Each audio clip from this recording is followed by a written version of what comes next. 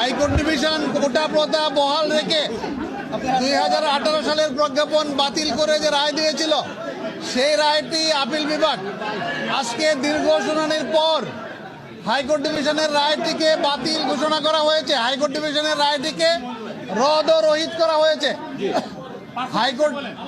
High court ডিভিশনের রায়টিকে রদ ও রহিত করা হয়েছে, অর্থাৎ হাইকোর্ট ডিভিশনের রায়টি বাতিল বলে গণ্য হলো। আর হাইকোর্ট ডিভিশনের রায়টি অন্য একটা সিপির উপর ভিত্তি করে দেওয়া হয়েছিল, সেই সিপিটাকে অকার্যকর করা হয়েছে রায়কে। আর কোটা প্রথাটাকে আন্ডার আর্টিকেল 104 যে সাবমিশনটি আমি করেছিলাম, আগেও আপনাদেরকে বলে আসছি, অ্যাপিলেট ডিভিশন আর্টিকেল 104 অনুযায়ী কোটা প্রথার একটি চূড়ান্ত সমাধান দিয়েছেন। সেই সমাধানটি হচ্ছে বর্তমান প্রেক্ষাপটকে বিবেচনা করে মুক্তিযোদ্ধাদের জন্য 5% থাকবে, সাধারণ কোটা থাকবে 93%, আর 7% কোটা থাকবে। তার মধ্যে 5% হতে মুক্তিযোদ্ধা, তার সন্তান এবং তার পুত্রদের, নাতি নাতনিদের জন্য, আর 1% হচ্ছে নৃগোষ্ঠী যারা রয়েছে, ক্ষুদ্র নৃগোষ্ঠী তাদের জন্য, আর 1% হচ্ছে প্রতিবন্ধী এবং তৃতীয় লিঙ্গ তাদের জন্য। অর্থাৎ টোটাল কোটা হলো 7%, আর মেধায় হলো 93% নিয়োগ পাবে। আন্দোলনরত শিক্ষার্থীরা যে দাবি করে আসছিল সর্বনিম্ন কোটা থাকতে হবে 5%, এর থেকে সর্বোচ্চ সংখ্যা তারা বলে নাই। অ্যাপিলেট ডিভিশন সার্বিক দিক বিবেচনা করে আন্ডার আর্টিকেল 104 সেটাকে 7% নির্ধারণ করে দিয়েছেন এবং সরকারকে বলেছেন 3 মাসের মধ্যে এই সংক্রান্ত গেজেট জারি করে অ্যাপিলেট ডিভিশনে দায়ের করার জন্য 3 মাসের মধ্যে গেজেট করার জন্য বলে দিয়েছেন। এবং ছাত্রছাত্রীদেরকে আহ্বান জানিয়েছেন তারা যেন ক্লাসে ফিরে যায়, শান্তিপূর্ণভাবে ক্লাসে ফিরে যায়। গার্জিয়ানদেরকে আহ্বান জানিয়েছেন তারা যেন তাদের সন্তানকে বুঝিয়ে ক্লাসে ফেরত যেতে বলে, এবং শিক্ষার্থী যারা রয়েছে তারা যেন আদালতের প্রতি সম্মান রেখে, তাদের এই আন্দোলন থেকে, আদালতের আদেশের প্রতি সম্মান রেখে তারা তাদের আন্দোলন থেকে সরে যায় এবং আজকেই যেন ঘোষণা দেয় যে তারা আর এই আন্দোলনের সাথে নেই। এবং যে ক্ষয়ক্ষতিগুলি হয়েছে, প্রাণ ঝরে পড়েছে, এই জন্য অ্যাপিলেট ডিভিশন দুঃখ প্রকাশ করেছেন। একটি লম্বা অবজারভেশন অ্যাপিলেট ডিভিশন দিয়েছেন। সেই দিক বিবেচনা করে আজকে যে রায়টি দিয়েছে সেটি একটি ঐতিহাসিক রায়। আমাদের যে কোটা প্রথার প্রচলন চলে আসছিল সেটিকে সংস্কারের একটি ধারা আমি বলবো রেখে অ্যাপিলেট ডিভিশন যে রায় দিয়েছেন, আমরা বলবো এই রায়টি যেন সবাই মেনে নেন এবং আন্দোলনরত শিক্ষার্থী যারা তারা যেন ঘরে ফিরে যান, তারা যেন শান্তিপূর্ণ পরিবেশ বজায় রাখেন। এবং এই আন্দোলনকে কেন্দ্র করে তৃতীয় পক্ষ যারা মাঠে আসছে আমি বলবো তাদেরকে, তারা যেন আর ঘোলা পানিতে মাছ শিকার না করেন, তারা যেন আর রাষ্ট্রীয় সম্পদের ক্ষয়ক্ষতি না করেন, তারা যেন এই ঘোলা পানিতে মাছ শিকার করার যে প্রবণতা, তারা এই কোমলমতি শিক্ষার্থীদেরকে ভুল বুঝিয়ে তারা তাদের সরকার পতনের আন্দোলনের হাতিয়ার হিসেবে ব্যবহার করা যে অসৎ উদ্দেশ্য এবং অসৎ প্রবণতা, তার থেকে যেন তারা ফিরে যায়, সে আহ্বান আমি তাদেরকে জানাবো।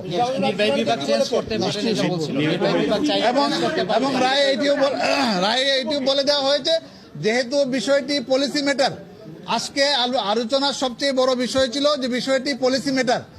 3টা আর্গুমেন্ট ছিল। পলিসি ম্যাটার হওয়ার কারণে হাইকোর্ট ডিভিশন সরকারের পলিসি ম্যাটার বিষয়ে কোনো রায় দিতে পারে না। কিন্তু আজকে অ্যাপিলেট ডিভিশন 104 ধারাকে অবলম্বন করে যে নির্দেশনা দিয়েছেন, সেখানে কিন্তু আবার এক্সিকিউটিভকে বলে দিয়েছেন যে পরবর্তীতে তারা ইচ্ছা করলে কোটা পরিবর্তন এবং সংস্কার করতে পারবে। এই রায় কোনো বাধা হয়ে দাঁড়াবে না। আরেকটি বিষয় ক্লিয়ার করা দরকার যে হাইকোর্টের জাজমেন্টে মুক্তিযোদ্ধা এবং তাদের সন্তানদেরকে ব্যাকওয়ার্ড হিসাবে উল্লেখ করা হয়েছিল, কিন্তু অ্যাপিলেট ডিভিশন মনে করে বা আমরা সাবমিশন করেছি যে মুক্তিযোদ্ধারা আমাদের জাতির সূর্য সন্তান, তারা আমাদের গৌরব, তাদেরকে কখনোই ব্যাকওয়ার্ড হিসেবে চিহ্নিত করা যাবে না, তারা ফরওয়ার্ড থাকবে সবসময়। তাদের সম্মানার্থে এই কোটা দেওয়া হয়েছে, এটা তাদের সম্মানের বিষয়।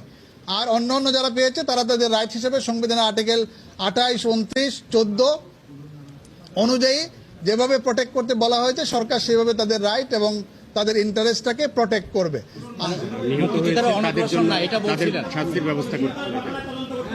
হ্যাঁ, এবং নিহতের যে ঘটনা হয়েছে সেই ঘটনার তদন্তের কথা বলা হয়েছে। মাননীয় বিচারপতি খন্দকার দিলুরুজ্জামানকে প্রধান করে যে সুপ্রিম কোর্টের বিচারপতি, উনি হাইকোর্ট ডিভিশনের বিচারপতি, ওনাকে প্রধান করে যে তদন্ত কমিটি গঠন করা হয়েছে, প্রত্যেকটা মৃত্যুর ঘটনা নিরূপণ করে কারা দোষী আছে সেইটা উনি নিরূপণ করে একটা রিপোর্ট যথাসময়ে সাবমিট করবেন বলে আদালত আশা প্রকাশ করেছে। তদন্তে সরকারকে সহযোগিতার কথা বলা হয়েছে এবং তদন্ত কাজে সরকারকে সহযোগিতা করার জন্য অ্যাপিলেট ডিভিশন বলে দিয়েছে। সার্টিফাইড কপি আমরা দ্রুতই পেয়ে যাব। বিশেষ করে অপারেটিভ পার্টের সার্টিফাইড কপি আমরা এক সপ্তাহের মধ্যেই বা তারও কম সময় 2-3 দিনের মধ্যেই পেয়ে যাব। পুরো জাজমেন্ট পেতে আমাদের একটু সময় লাগবে। বাংলাদেশের কোটা সিস্টেম এখন খুবই পরিষ্কার। 93% সাধারণ কোটা, 5% মেধাবী কোটা বা সাধারণ কোটা আমরা যেটা বলি, আর 5% মুক্তিযোদ্ধা, তার সন্তান, তার নাতি নাতনি, আর 1% ক্ষুদ্র নৃগোষ্ঠী, আর 1% হচ্ছে প্রতিবন্ধী এবং তৃতীয় লিঙ্গ। কিন্তু সরকারকে যে স্বাধীনতা দিল সেটাতে তো এই 93% যে মানতে হবে সেটা তো বাধ্যবাধকতা নাই। না, এটা হলো এটা তো clear করতে পরবর্তীতে এটা হলো পরবর্তীতে পরিবেশ পরিস্থিতি বিবেচনায় যদি সরকার মনে করে, যেহেতু এটা পলিসি ডিসিশন, এটা কিন্তু কোনো কিছুকে সামনে রেখে না, শুধুমাত্র পলিসি ডিসিশনটা সরকারের হাতেই থাকতে হবে। এই জন্যই সরকারের হাতে এই জিনিসটা রাখা হয়েছে। আর বর্তমান পরিস্থিতির বিবেচনা আর আন্ডার আর্টিকেল 104 অ্যাপিলেট ডিভিশন এই সিদ্ধান্ত প্রদান আপিল করেছে। বিভাগ যে পার্সেন্টেজ ঠিক করে দিলেন সেটা পারেন কিনা আপিল বিভাগ? আপিল বিভাগ 104 আপিল বিভাগ বলে দিয়েছে 100 পরে আপিল বিভাগ 100 পরে কমপ্লিট জাস্টিস বলতে যেটা বোঝায় এটা একটু সেটা ক্লিয়ার করেন মঞ্জু ভাই, এটা একটু সরকার ক্লিয়ার করেন। সেটা আপনার আপিল বিভাগের আছে। 104 হলো আপিল বিভাগের আপিল বিভাগ। ওনার রায়ে আপিল বিভাগ রায়ে স্পষ্ট করে বলে দিয়েছেন যে বর্তমান প্রিভেলিং সিচুয়েশনে to do complete justice under article 104 of the constitution, exactly এই কথাটা অ্যাপিলেট ডিভিশন বলেছেন। তারা এই কোটার জায়গাটাকে নির্ধারণ করে দিয়েছেন এবং যে দাবিগুলি ছিল উভয় পক্ষ থেকে সংস্কারের, এবং উনি হাস্যরসাত্মকভাবে এটাও বলেছিলেন বা ইনভাইট করেছিলেন যারা আর্গুমেন্ট করার জন্য শিক্ষার্থীর পক্ষ থেকে